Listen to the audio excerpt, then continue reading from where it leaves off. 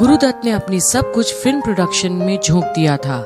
ऐसा नहीं है कि उन्हें कामयाबी नहीं मिली। प्यार, पैसा, कामयाबी, शोहरत सब कुछ था उनके पास, लेकिन फिर भी वो सारी जिंदगी बेचैन रहे। गुरुदत्त की जिंदगी की जब भी बात की जाएगी उसमें उनकी पत्नी गीता राय और उनकी प्रेमिका वहीदा रहमान का नाम जरूर आएगा।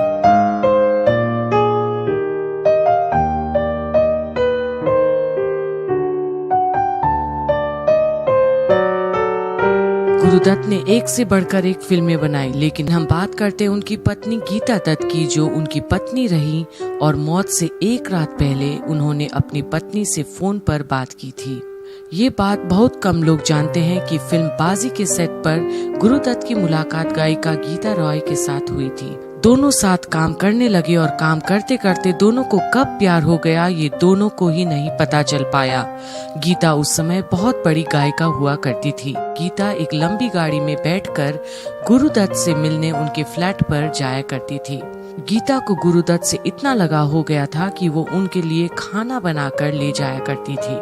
जब गीता अपने घर से गुरुदत्त से मिलने के लिए निकला करती थी तो घर पर ये बहाना करके निकला करती थी कि वो गुरुदत्त की बहन से मिलने जा रही है। ललिता लाजमी दोनों के प्रेम पत्र एक दूसरे के पास पहुंचाने का काम करती थी। फिर उसके बाद साल 1953 में गुरुदत्त और गीता रॉय ने शादी कर ली थी।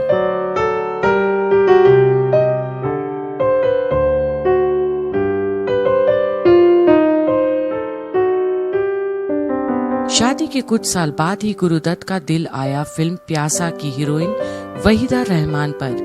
फिर इस वजह से गीता और गुरुदत्त के बीच दूरियां आनी शुरू हो गई। दोनों के रिश्ते के बीच शक का रिश्ता पैदा हो गया था। सत्या सरन की किताब में लिखी बात के अनुसार गुरुदत्त और वहीदा के रिश्ते के पनपने का सबसे बड़ा कारण गीता थी। इस रिश्ते के टूटने का कारण भी गीता ही बनी।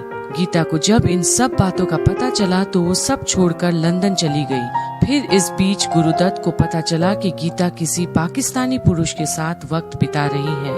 गुरुदत्त को काफी धक्का लगा। फिर क्या था, गुरुदत्त ने वहीदा को छोड़ दिया। और गुरुदत्त ने वहीदा को इसलिए छोड़ा क्योंकि वो चाहते थे कि गीता उस पराये मर्द को छोड़कर वापस उनके पास चली आए, लेकिन ऐसा कुछ भी नहीं हुआ।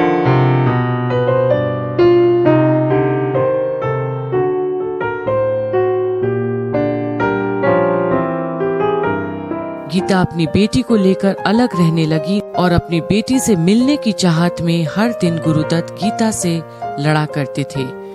एक रात उन्होंने नींद की गोलियां खाकर अपनी जान दे दी और कुछ इस तरह हिंदी सिनेमा का ये सितारा कम ही समय में दुनिया को अलविदा कहकर चला गया।